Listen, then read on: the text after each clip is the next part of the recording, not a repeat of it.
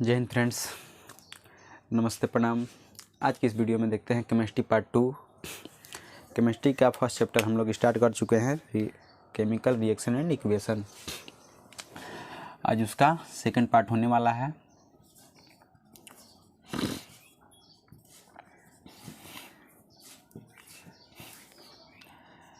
Chemical reaction and equation. First lecture में हमने complete किया था कि रासायनिक समीकरण क्या होता है, रासायनिक अभिक्रिया क्या होती है, रासायनिक अभिक्रिया हुई है कि नहीं हुई, किस प्रकार से उसको जानेंगे, और संयोजन और वियोजन अभिक्रिया के बारे में हमने जाना था। आज के इस टॉपिक में हम लोग देखते हैं कि अभिकारक, अभिकर्मक और रासायनिक अभिक्रिया के जितने भी भेद हैं उसको जानने का प्रयास करेंगे। तो आइए केमिस्ट्री के इसमें पहले समझते हैं कि अभिकारक क्या होता है। अभिकारक और दूसरा इसमें है अभिकर्मक। मैंने कल रासायनिक अभिक्रिया का डिफिनेशन, उदाहरण वगैरह बताया था कि किस प्रकार से रासायनिक अभिक्रिया क्या होती है, किसे कहते हैं, किस प्रकार से समझेंगे रासायनिक अभिक्रिया हुई है या नहीं हुई है। तो उसी के दो पार्ट हैं, अभिकारक और अभिकर्मक। तो अभिकारक किसे कहेंगे? तो मैंने कल जैसे बताया था कि रासायनिक अभिक्रिया होती है तो कोई पदार्थ होता है या तो स्वयं से या अन्य पदार्थों से अभिक्रिया करके नए पदार्थों का निर्माण करता है, उसे हम क्या बोलेंगे? रासायनिक अभिक्रिया बता रहे थे कल। लेकिन उसमें जो रासायनिक अभिक्रिया हो रही है और उस रासायनिक अभिक्रिया में जो पदार्थ पार्टिसिपेट यानी भाग ले रहा है, जो पदार्थ क्या कर रहा है, भाग ले रहा है, उसे क्या बोलेंगे? अभिकारक। उसे क्या बोलेंगे? अभिकारक। यानी कि मैंने कल जो उदाहरण में एक बताया था आप लोग को कि चावल प्लस पानी, ये दोनों आपस में रिएक्शन करते हैं। यानी कि जब दोनों को एक बर्तन में रखकर आग पर रखते हैं तो ये क्या बनता है? फिर से वहाँ से एक नया पदार्थ बनने को निर्माण होता है, जिसको बोलते हैं भाप बोलते हैं। तो उसी प्रकार से जो अब ये दोनों जब रासायनिक अभिक्रिया में भाग ले रहे हैं तो इसको बोलेंगे अभिकारक। क्या बोलेंगे? अभिकारक। यानी कि रासायनिक अभिक्रिया में जो पदार्थ भाग लेता है उसे बोलेंगे अभिकारक। चावल और पानी भाग लिया, इसे बोल देंगे हम लोग अभिकारक। और इसके पश्चात यानी कि रासायनिक अभिक्रिया होने के पश्चात जो हम पदार्थ बनकर हमें मिलता है, नया पदार्थ निर्माण हो जाता है, उसे बोलते हैं अभिकर्मक। उसे बोलेंगे हम लोग अभिकर्मक। यानी कि रासायनिक अभिक्रिया में जो पदार्थ भाग लेते हैं उसे अभिकारक, और रासायनिक अभिक्रिया के पश्चात जो नए पदार्थ का निर्माण होता है उसे बोलेंगे अभिकर्मक। उसे बोलेंगे अभिकर्मक। तो ये रासायनिक अभिक्रिया का जो मेन जो रासायनिक अभिक्रिया होता है, लेकिन जो पदार्थ के साथ हो रहा है और कौन सा पदार्थ बन रहा है उसका ये डिफिनेशन है कि जो रासायनिक अभिक्रिया में भाग लेता है उसे बोलेंगे अभिकारक, और रासायनिक अभिक्रिया के पश्चात जो नए पदार्थों का निर्माण होता है उसे हम बोलेंगे अभिकर्मक। जैसे मान के चलिए कि मैंने बताया था H2 और O2, ये दो हैं, ये दोनों क्या किए कि रासायनिक अभिक्रिया में दोनों भाग लिए, H2 और O2 दोनों भाग लिए और एक नए पदार्थ का निर्माण बनाए। क्या बनाते हैं? H2O। H2O का निर्माण करते हैं, संतुलित समीकरण H2H2O होता है। तो जब H2O का निर्माण करते हैं तो एक नया पदार्थ का निर्माण कर दिए, तो ये क्या हो गया? अभिकर्मक। और जो ये दोनों भाग लिए हैं H2 और O2, हाइड्रोजन और ऑक्सीजन जब केमिकल रिएक्शन में भाग लिए हैं, रासायनिक अभिक्रिया में भाग लिए हैं, तो ये हो जाएगा अभिकारक। और जो इसके पश्चात जो H2O जल हमें प्राप्त हुआ ये हो जाएगा अभिकर्मक। तो उम्मीद करते हैं कि अभिकारक और अभिकर्मक अच्छे से समझ में आ गया होगा। तो आगे बढ़ते हैं हम लोग। आगे कौन सा टॉपिक है? आगे हम लोग का टॉपिक है कि रासायनिक समीकरण हुई है तो उसकी क्या क्या पहचान है, किस प्रकार से रासायनिक अभिक्रिया हुई है। और इसमें ऑब्जेक्टिव में भी पूछता है कि रासायनिक इनमें से कौन सी रासायनिक अभिक्रिया का उदाहरण है, कौन से भौतिक परिवर्तन का उदाहरण है, रासायनिक परिवर्तन का उदाहरण। इस प्रकार से एग्जाम में क्वेश्चन पूछे जाते हैं। तो वही पहले समझ लेते हैं कि किस प्रकार से हम जान सकेंगे कि रासायनिक अभिक्रिया हुई है या नहीं हुई है, रासायनिक में ये आता है कि नहीं आता है, उसको समझ लेते हैं। पहले आता है रंग परिवर्तन। रंग परिवर्तन, रंग परिवर्तन होना क्या है? रासायनिक परिवर्तन। क्योंकि जब रंग परिवर्तन होगा तो पुनः वह अपने रूप में नहीं जा सकता है, उसे बोलेंगे रासायनिक परिवर्तन। परिवर्तन मतलब होता है बदलाव। यानी कि जब कोई पदार्थ एक रूप से दूसरे रूप में चला जाता है, जब कोई पदार्थ एक रूप से दूसरे रूप में चला जाता है और पुनः अपने रूप में नहीं आ सके उसे बोलते हैं रासायनिक परिवर्तन। यानी कि जब कोई पदार्थ अपने रूप से एक रूप से दूसरे रूप में परिवर्तित हो जाता है, अब परिवर्तित होने के बाद पुनः अपने रूप में रिटर्न उसी अवस्था में नहीं आ सकता है, उसे बोल देंगे रासायनिक परिवर्तन। रंग का परिवर्तन हो गया, अवस्था परिवर्तन हो जाता है, अवस्था परिवर्तन। उसके बाद ताप में परिवर्तन,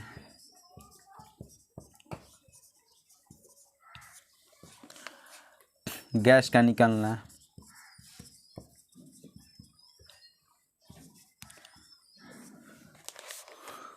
अवक्षेप का बनना, यह सब क्या है? रासायनिक परिवर्तन होने का प्रमाण है। इस टॉपिक को नोट कर लेंगे कि रासायनिक परिवर्तन होने का प्रमाण यही चाह रहे हैं। रंग परिवर्तन, कोई भी रिएक्शन होता है उसमें अगर रंग परिवर्तन हो जाता है, जैसे कि ZnSO4 का कोई हम लोग केमिकल लिए हुए हैं लिक्विड, उसमें क्या करते हैं, एक लोहे का कील डाल देते हैं, तो उसमें क्या करता है कि Zn को विस्थापित करके उसका रंग हरा कर देता है, नीला से हरा कर देता है, तो उसमें क्या होता है, रंग परिवर्तन हो जाता है। रंग परिवर्तन होने के बाद अब उसका पुनः रंग उस रूप में नहीं आ सकता है, इसलिए रंग परिवर्तन होता है। अवस्था परिवर्तन होता है। अब मान के चलिए कि सपोज कीजिए कि दूध है, दूध में क्या किए कि जो दही होता है, दही का थोड़ा सा भाग डाल देते हैं, पूरा दूध क्या हो जाता है, दही में कन्वर्ट हो जाता है, फिर वह दही से दूध में और फिर कन्वर्ट नहीं हो सकता है, तो वो क्या हो जाएगा, रासायनिक परिवर्तन हो जाएगा। अब ताप में परिवर्तन होता है कि ताप कोई वस्तु है कि नॉर्मल ताप पर हीट होता है, कोई बहुत ज़्यादा ताप पर हीट होता है, और हीट होने के बाद वो क्या करता है कि हीट होने के बाद वह उसी ताप में परिवर्तित ही रह जाता है, उससे क्या बोलेंगे, मतलब ताप परिवर्तन हो जाता है, तो फिर वह रासायनिक परिवर्तन में आ जाता है। गैसों का निकलना होता है, जैसे कि पानी को गर्म करेंगे तो पुनः वह गैस से तरह निकल जाता है, या कोई रिएक्शन करते हैं तो रिएक्शन करने के बाद क्या होता है कि बहुत सारे गैस जो है कि निकल जाते हैं, जो पुनः फिर उस रूप में नहीं आ सकते हैं, उससे हम बोलेंगे गैसों का परिवर्तन। अवक्षेप का बनने मतलब, अवक्षेप मतलब बचा कुचा हुआ भाग जो बन जाता है, जो मतलब कि कोई भी रासायनिक अभिक्रिया कराएं उसके बाद जो अभिकर्मक जो तैयार होता है, तैयार होने के बाद जो मेन हम लोग का अभिकर्मक वो मिल जाने के बाद उसके बाद जो बच जाता है, जो बोल जाता है डस्ट बोल सकते हैं उसको, जो बच जाता है उसको क्या बोलेंगे, अवक्षेप के रूप में बच जाता है, उसे अवक्षेप का भी बनना होता है। ये सब क्या है, रासायनिक केमिकल रिएक्शन होने का प्रमाण है। उसके बाद आगे देखते हैं और क्या टॉपिक है हम लोग का। रासायनिक समीकरण तो मैंने कल बता दिया था कि रासायनिक समीकरण क्या होता है। उसके बाद आते हैं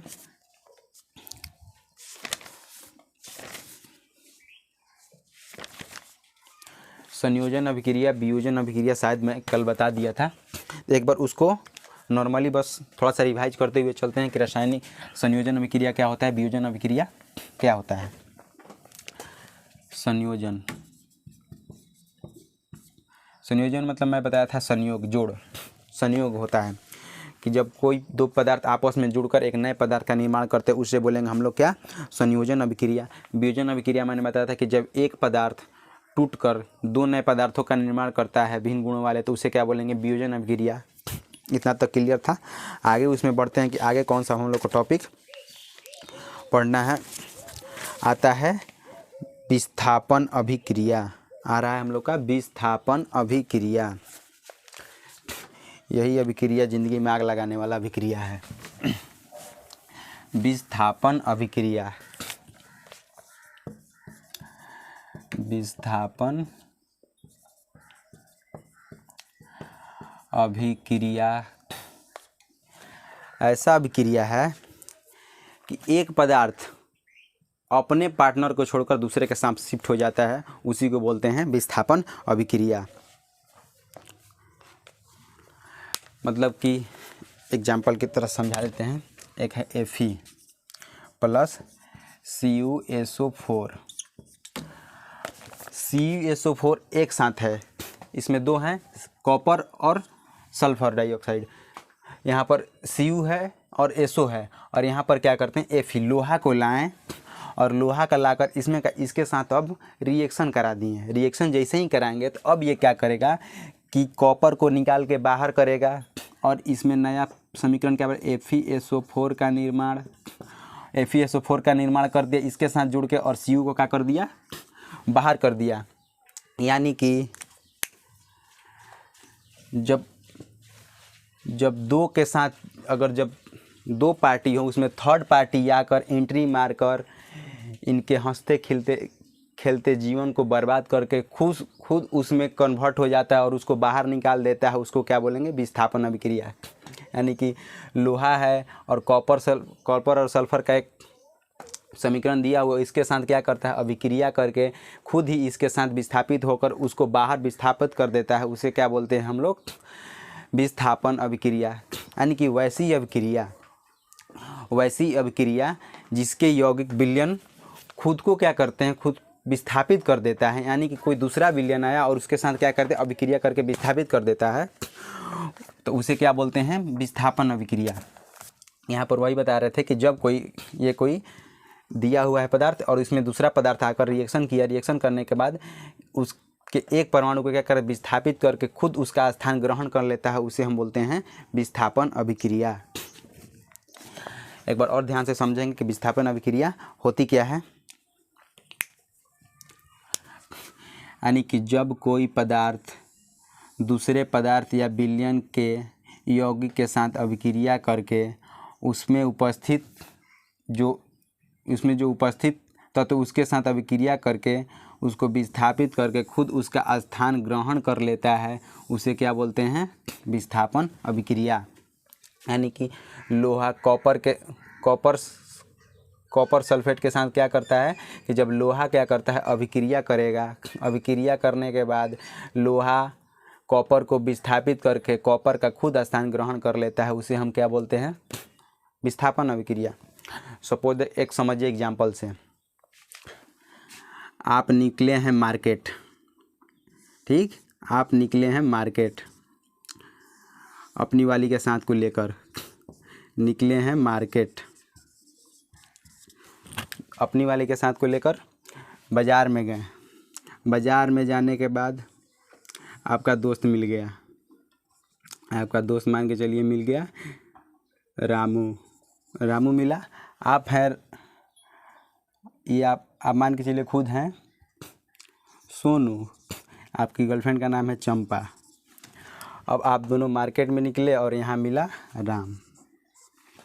मिलने के पश्चात अब क्या किया, अब ये जो चंपा है, अब ये जो रामू है, अब आपके स्थान पर आपको हटा के खुद इसके साथ ये रहने लगा और इसके साथ अब चलने लगा, तो वही हो गया विस्थापन अभिक्रिया। सिंपल माइंड से समझना है कि जब कोई हंसते खेलते ज़िंदगी में कोई दूसरा थर्ड पार्टी आके हंसते जीवन को बर्बाद करके खुद हंसने लगे और दूसरे जीवन को बर्बाद कर दे, उसे बोलते हैं विस्थापन अभिक्रिया। सिंपल फंडा। अब उसके बाद आता है द्विविस्थापन अभिक्रिया। कि द्विविस्थापन अभिक्रिया क्या होती है, द्विविस्थापन। अब इसमें और है जो समझा देते हैं कि और क्या, थोड़ा सा उदाहरण इसमें, उदाहरण Zn प्लस CuSO4 है, CuSO4। यानी कि जिंक के साथ क्या फिर इसमें अभिक्रिया किया तो ZnSO4 बना लेगा और फिर क्या करेगा, कॉपर को बाहर कर देगा, कॉपर को बाहर कर देगा।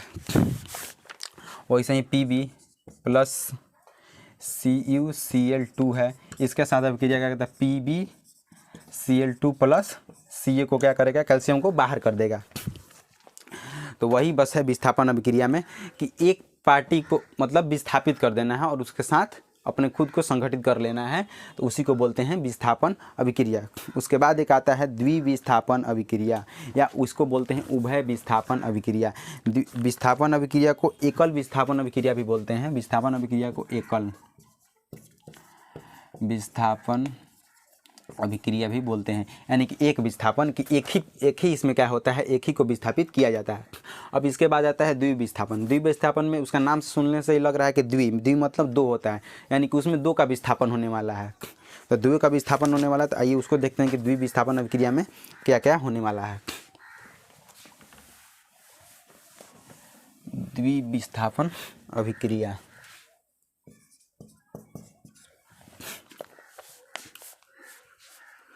जब दो यौगिक अपने आयनों का अदला बदली करके नए पदार्थों का निर्माण करते हैं उससे हम लोग क्या बोलेंगे, द्विविस्थापन अभिक्रिया बोलेंगे।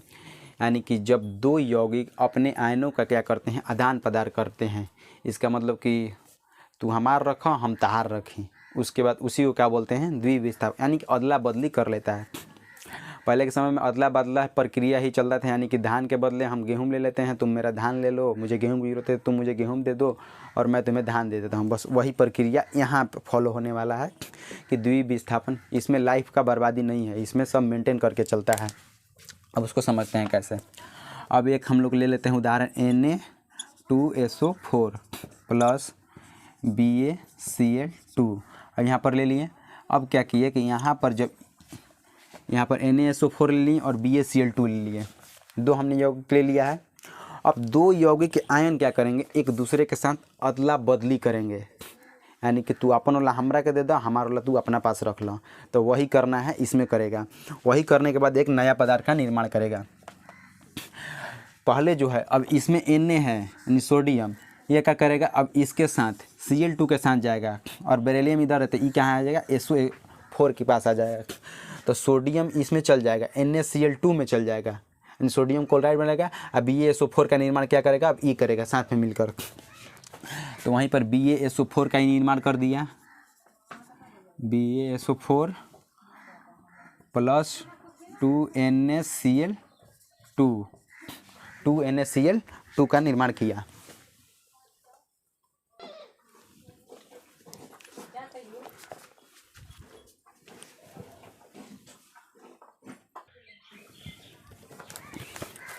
तो यहाँ पर Na2SO4 प्लस BaCl2। अब क्या किया कि BaSO4 के साथ अभिक्रिया करके बना लिया नया यौगिक, और Cl2 क्या किया, NaCl2 से साथ जुड़कर एक नया यौगिक का निर्माण कर लिया। तो वही इसमें देख रहे हैं कि इसमें क्या होता है कि इसमें कोई पदार्थ एक दूसरे को विस्थापित करके उसके साथ जुड़ जाता है, लेकिन सिर्फ उसका भी इसमें आ जाता है और इसका उसमें चला जाता है, यानी कि अपने आयनों का क्या कर लेते हैं, आदान प्रदान कर लेते हैं। ये नहीं कि उसमें विस्थापन अभिक्रिया में था कि सिर्फ इसको विस्थापित कर देते थे, उसके स्थान पर स्वयं जाकर लग जाते थे। जबकि द्विविस्थापन अभिक्रिया में होता है कि अपने एकक आयनों का क्या कर लेते हैं, आदान प्रदान कर लेते हैं। आप मेरा वाला रखिए और अपन वाला हमरा के दे दो, बस वही है द्विविस्थापन अभिक्रिया। यानी कि जब दो यौगिक अपने आयनों का आदान प्रदान करके एक नए नए पदार्थों का निर्माण कर लेते हैं, नए यौगिकों का निर्माण कर लेते हैं, उसे बोलते हैं द्विविस्थापन अभिक्रिया। क्योंकि जब यहाँ पर था तो Na2SO4 था, तो एक अलग यौगिक है और BaCl2 अलग यौगिक है। जब Ba इसके साथ जुड़ गया SO4 के साथ, तो BaSO4 एक नया यौगिक बना लिया, और Cl2 है Na के साथ जुड़कर एक NaCl2 का एक नया यौगिक का निर्माण कर लिया। तो वही है कि जब द्विविस्थापन के वैसे यौगिक ऐसे दो यौगिक जो अपने आयनों का आदान प्रदान करके नए पदार्थों या नए यौगिकों का निर्माण कर देते हैं, उसे बोलते हैं द्विविस्थापन अभिक्रिया।